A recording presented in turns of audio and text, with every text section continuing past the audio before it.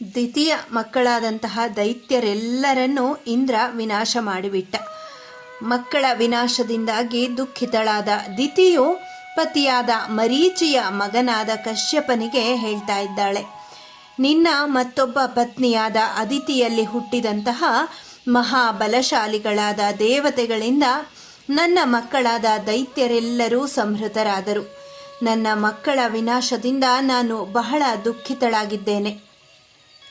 ಬಹುಕಾಲ ತಪಸ್ಸಿನಿಂದ ಪ್ರವರ್ಧಮಾನನಾಗುವ ಇಂದ್ರನನ್ನು ಸಂಹಾರ ಮಾಡಲು ಸಮರ್ಥನಾದ ಒಬ್ಬ ಮಗನನ್ನು ನಿನ್ನಿಂದ ಪಡೆಯಲು ಬಯಸಿದ್ದೇನೆ.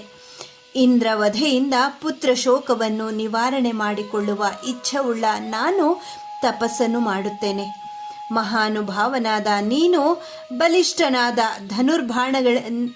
ಧನುರ್ಬಾಣಗಳಿಂದ ಕೂಡಿರುವ ಸಮದರ್ಶಿಯಾದ ಸರ್ವೇಶ್ವರನಾದ ಇಂದ್ರ ಧ್ವಂಸಕನಾದ ಪುತ್ರನನ್ನು ಪಡೆಯುವ ಸಲುವಾಗಿ ನನ್ನಲ್ಲಿ ಗರ್ಭಾಧಾನ ಮಾಡು. ನಾನು ಇಂತಹ ಪರಮ ಅದ್ಭುತವಾದ ಗರ್ಭವನ್ನು ವೃದ್ಧಿಗೊಳಿಸುವ ಸಲುವಾಗಿಯೇ ಮಾಡಲಿರುವ ತಪಸ್ಸಿಗೂ ಅನುಜ್ಞೆಯನ್ನು ದಯಪಾಲಿಸು. ದ್ವಿತೀಯ ಮಾತುಗಳನ್ನು ಕೇಳಿ ಮಹಾ ತೇಜಸ್ವಿಯಾದಂತಹ ಕಶ್ಯಪರು ಪುತ್ರ ಶೋಕದಿಂದ ಪರಮ ದುಃಖಿತೆಯಾಗಿದ್ದಂತಹ ದಿತಿಗೆ ಹೇಳ್ತಾರೆ, ನಿನ್ನ ಇಚ್ಛಾನುಸಾರವಾಗಿಯೇ ಯುದ್ಧದಲ್ಲಿ ಇಂದ್ರನನ್ನು ಸಂಹರಿಸಲು ಸಮರ್ಥನಾದ ಪುತ್ರನನ್ನು ಪಡೆಯುವೆ. ನಿನಗೆ ಮಂಗಳವಾಗಲಿ. ಆದರೆ ನಿನಗೆ ಪುತ್ರೋತ್ಪತ್ತಿ ಆಗುವವರೆಗೂ ನೀನು ಶುಚಿಯಾಗಿರಬೇಕು.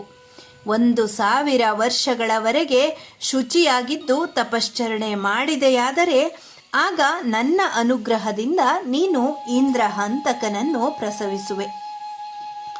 ಮಹಾ ತೇಜಸ್ವಿಗಳಾದ ಕಶ್ಯಪರು ಹೀಗೆ ಆಶ್ವಾಸನೆಯನ್ನ ಕೊಟ್ಟು ಕಮಂಡಲುವಿನಲ್ಲಿ ಇದ್ದಂತಹ ಶುಭೋದಕವನ್ನು ಕೈಯಲ್ಲಿ ತೆಗೆದುಕೊಂಡು ದಿತಿಯ ಮೇಲೆ ಮಂತ್ರಪೂರ್ವಕವಾಗಿ ಪ್ರೋಕ್ಷಿಸಿ ಸಮ್ಮಾರ್ಜನೆ ಮಾಡಿದರು. ಆ ನಂತರ ಅವಳನ್ನು ಕೈಯಿಂದ ಸ್ಪರ್ಶ ಮಾಡಿ ಸ್ವಸ್ತಿ ಭದ್ರಂ ತವಾಸ್ತು, ನಿನಗೆ ಮಂಗಳವಾಗಲಿ ಎಂದು ಹರಸಿ ತಪಸ್ಸಿಗೆ ಹೊರಟು ಹೋದರು. ಕಶ್ಯಪರು ದಿತಿಯನ್ನು ಹರಸಿ ಹೊರಟು ಹೋದ ನಂತರ ಪರಮಹರ್ಷಿತೆಯಾದಂತಹ ದಿತಿಯು ಕುಶಪ್ಲವನ ಎಂಬ ಈ ಪ್ರದೇಶದಲ್ಲಿ ಘೋರವಾದ ತಪಸ್ಸನ್ನು ಮಾಡಲು ಉಪಕ್ರಮಿಸ್ತಾಳೆ. ಆ ವಿಷಯವನ್ನು ತಿಳಿದ ಇಂದ್ರನು ಒಡನೆಯೇ ದಿತಿಯ ಬಳಿಗೆ ಬಂದು ಶುಶ್ರೂಷೆಗೆ ಇರಬೇಕಾದ ವಿನಯಾದಿ ಸಕಲ ಗುಣಗಳನ್ನೂ ತೋರಿಸುತ್ತಾ ತಪಶ್ಚರಣೆ ಮಾಡುತ್ತಿದ್ದಂತಹ ದಿತಿ ದೇವಿಯ ಶುಶ್ರೂಷೆಯನ್ನು ಮಾಡುತ್ತಿದ್ದ. ಇಂದ್ರನು ದಿತಿಯನ್ನು ಎಲ್ಲ ಸಮಯಗಳಲ್ಲಿಯೂ ಎಲ್ಲ ವಿಧಗಳಲ್ಲಿಯೂ ಉಪಚರಿಸುತ್ತಿದ್ದ. ಯಜ್ಞೇಶ್ವರನನ್ನು ಸಿದ್ಧಗೊಳಿಸುತ್ತಿದ್ದ. ಹೋಮಕ್ಕೆ ಬೇಕಾಗುವ ದರ್ಭೆ ಮತ್ತು ಸಮಿತ್ತುಗಳನ್ನು ಕಾಡಿನಿಂದ ಹುಡುಕಿ ಹೊತ್ತು ತರುತ್ತಿದ್ದ.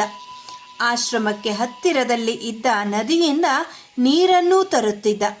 ಕಾಲಕಾಲಕ್ಕೆ ಒಳ್ಳೊಳ್ಳೆಯ ಕಂದ ಮೂಲ ಫಲಾದಿಗಳನ್ನು ದಿತಿಗಾಗಿ ಸಿದ್ಧಪಡಿಸುತ್ತಿದ್ದ. ಇಷ್ಟು ಮಾತ್ರವಲ್ಲದೆ ದಿತಿಯು ಯಾವ ಕಾಲದಲ್ಲಿ ಏನೇ ಕೇಳಿದರೂ ಸ್ವಲ್ಪವೂ ತಡ ಮಾಡದೆ ಬೇಸರ ಪಡದೆ ಸಿದ್ಧಪಡಿಸುತ್ತಿದ್ದ. ದಿತಿ ದೇವಿಯ ಅಂಗಾಂಗಗಳನ್ನು ಒತ್ತುವುದು, ಗಾಳಿ ಬೀಸುವುದು ಇವೇ ಮುಂತಾದಂತಹ ಸೇವೆಗಳಿಂದ ಅವಳ ಶ್ರಮವನ್ನು ಪರಿಹರಿಸುತ್ತಾ ಸರ್ವಕಾಲದಲ್ಲಿಯೂ ಅವಳ ಶುಶ್ರೂಷೆಯನ್ನು ಬಹಳ ಜಾಗರೂಕತೆಯಿಂದ ಮಾಡುತ್ತಿದ್ದ.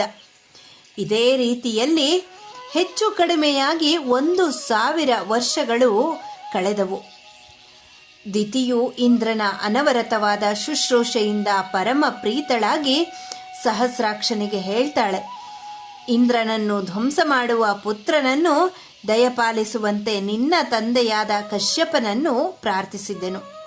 1000 ವರ್ಷಗಳು ಶುಚಿಯಾಗಿದ್ದು ತಪಶ್ಚರಣೆ ಮಾಡಿದ ನಂತರ ನೀನು ಅಪೇಕ್ಷಿಸುವ ಮಗನನ್ನು ಪಡೆಯುವೆ ಎಂದು ವರವನ್ನು ಮಹಾತ್ಮನಾದ ನನ್ನ ಪತಿಯಿಂದ ನಾನು ಪಡೆದಿದ್ದೇನೆ. ನನ್ನ ಪತಿಯ ನಿರ್ದೇಶದಂತೆ 1000 ವರ್ಷಗಳ ಪರ್ಯಂತವಾಗಿ ಶುಚಿಯಾಗಿದ್ದು ತಪಶ್ಚರಣೆ ಮಾಡಬೇಕೆಂದು ಸಂಕಲ್ಪಿಸಿ ತಪಸ್ಸನ್ನು ಪ್ರಾರಂಭಿಸಿ ನಾನು 990 ವರ್ಷಗಳನ್ನು ಕಳೆದಿರುತ್ತೇನೆ. ಸಂಕಲ್ಪವು ಪೂರ್ಣವಾಗಲು 10 ವರ್ಷಗಳು ಮಾತ್ರವೇ ಉಳಿದಿದ್ದಾವೆ. 10 ವರ್ಷಗಳು ಮುಗಿದೊಡನೆಯೇ ಕಶ್ಯಪರ ಅನುಗ್ರಹದಂತೆ ಅನುಜನನ್ನು ನೀನು ಕಾಣುವೆ. ವಿಜಯಾಕಾಂಕ್ಷಿಯಾಗಿ 3 ಲೋಕಗಳನ್ನು ಜಯಿಸಲು ಸಮರ್ಥನಾದ ಯಾವ ಪುತ್ರನನ್ನು ನಾನು ನಿನ್ನ ವಿನಾಶಕ್ಕಾಗಿಯೇ ಪ್ರಾರ್ಥಿಸಿ ಪಡೆಯಲಿರುವೆನೋ ಅವನೊಡನೆ ನೀನು ನಿರಾತಂಕವಾಗಿ ಈ 3 ಲೋಕಗಳ ಅಧಿಪತ್ಯವನ್ನೂ ಅನುಭವಿಸು. ಒಂದು ದಿನ ಸೂರ್ಯನು ಆಕಾಶದ ನಡುಭಾಗವನ್ನು ಸೇರುತ್ತಿದ್ದಾಗ ಸೂರ್ಯ ತಾಪದ ಕಾರಣದಿಂದಾಗಿ ದಿತಿಯು ನಿದ್ರಾವಶಳಾಗಿ ತಲೆಯ ಸ್ಥಾನದಲ್ಲಿ ಕಾಲುಗಳನ್ನು ಇಟ್ಟುಕೊಂಡು ನಿದ್ರೆಗೆ ಹೋಗ್ತಾಳೆ. ತಲೆಯನ್ನು ಇಟ್ಟುಕೊಳ್ಳಬೇಕಾದಂತಹ ಸ್ಥಳದಲ್ಲಿ ಕಾಲುಗಳನ್ನಿಟ್ಟುಕೊಂಡು ಹಗಲಿನಲ್ಲಿ ನಿದ್ರಿಸುತ್ತಿದ್ದ ದೋಷ ವಿಶಿಷ್ಟಳಾದಂತಹ ದಿತಿಯನ್ನು ಕಂಡು ಇಂದ್ರನು ನಕ್ಕ. 990 ವರ್ಷಗಳು ಕಳೆದ ನಂತರವಾದರೂ ಇಂತಹ ಒಂದು ಸಂದರ್ಭವು ಸಿಕ್ಕಿದ್ದಕ್ಕಾಗಿ ಸಂತೋಷಿಸಿದ. ತಕ್ಷಣವೇ ಇಂದ್ರನು ಅಶುಚಿಯಾಗಿದ್ದ ದಿತಿಯ ಯೋನಿಯೊಳಗೆ ಪ್ರವೇಶಿಸಿ ಅವಳ ಗರ್ಭವನ್ನು 7 ಚೂರುಗಳಾಗಿ ಕತ್ತರಿಸಿಬಿಟ್ಟ. 100 ಅಲುಗುಗಳು ಉಳ್ಳಂತಹ ವಜ್ರಾಯುಧದಿಂದ ಭೇದಿಸಲ್ಪಟ್ಟ ದಿತಿಯ ಗರ್ಭವು ಸುಸ್ವರದಿಂದ ಅಳತೊಡಗಿತು. ಆ ರೋದನದಿಂದ ದಿತಿಯು ಎಚ್ಚೆತ್ತಳು. ಮಹಾ ತೇಜಸ್ವಿಯಾದ ಇಂದ್ರನು ಸುಸ್ವರದಿಂದ ಅಳುತ್ತಿದ್ದ ಗರ್ಭವನ್ನು ಕುರಿತು ಮಾರುದಹ ಅಳಬೇಡ ಅಳಬೇಡ ಎಂದು ಹೇಳುತ್ತಲೇ ಇದ್ದ. ಅಳುತ್ತಿದ್ದರೂ ಗರ್ಭವನ್ನು ಪುನಃ ಪುನಃ ಸೀಳುತ್ತಲೇ ಇದ್ದ. ಎಚ್ಚೆತ್ತ ದಿತಿಯು ನಿಮಿಷಾರ್ಧದಲ್ಲಿ ಎಲ್ಲವನ್ನೂ ತಿಳಿದವಳಾಗಿ ಕತ್ತರಿಸಿದರೂ ಚಿಂತೆಯಿಲ್ಲ, ಗರ್ಭವನ್ನು ಪ್ರಾಣರಹಿತವನ್ನಾಗಿ ಮಾತ್ರ ಮಾಡಬೇಡ ಎಂದು ಇಂದ್ರನಿಗೆ ಹೇಳ್ತಾಳೆ. ತಾಯಿಯ ಮಾತಿಗೆ ಗೌರವ ಕೊಡಲು ಇಂದ್ರನು ಒಡನೆಯೇ ದಿತಿಯ ಹೊಟ್ಟೆಯಿಂದ ಹೊರಗೆ ಬಂದ. ವಜ್ರಾಯುಧ ಸಮೇತನಾಗಿ ಇಂದ್ರನು ದಿತಿಯ ಮುಂದೆ ಬದ್ಧಾಂಜಲಿಯಾಗಿ ನಿಂತು ಹೇಳ್ತಾನೆ, ತಾಯೇ, ನೀನು ಕಾಲುಗಳನ್ನು ಇಟ್ಟುಕೊಳ್ಳುವ ಜಾಗದಲ್ಲಿ ತಲೆಯನ್ನಿಡಬೇಕಾದ ಸ್ಥಳದಲ್ಲಿ ಕಾಲುಗಳನ್ನು ಇಟ್ಟುಕೊಂಡು ಕಾಲುಗಳ ಮೇಲೆ ತಲೆಗೂದಲನ್ನು ಹಾಕಿಕೊಂಡು ಮಲಗಿ ನಿದ್ರಿಸುತ್ತಿದ್ದೆ. ಇದರಿಂದಲೇ ನೀನು ಇಂದು ಅಶುಚಿಯಾದೆ.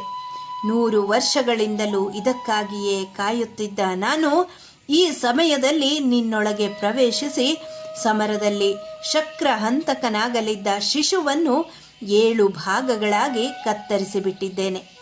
ಈ ನನ್ನ ಅಪರಾಧವನ್ನು ಕ್ಷಮಿಸು ದೇವಿಗೆ. ವಿಶ್ವಾಮಿತ್ರ ಮಹರ್ಷಿಗಳು ಶ್ರೀರಾಮನಿಗೆ ಇಂದ್ರನು ಹೇಗೆ ಗರ್ಭವನ್ನು ಛೇದಿಸಿದ ಅನ್ನುವಂತಹ ವಿಚಾರವನ್ನು ತಿಳಿಸ್ತಾರೆ.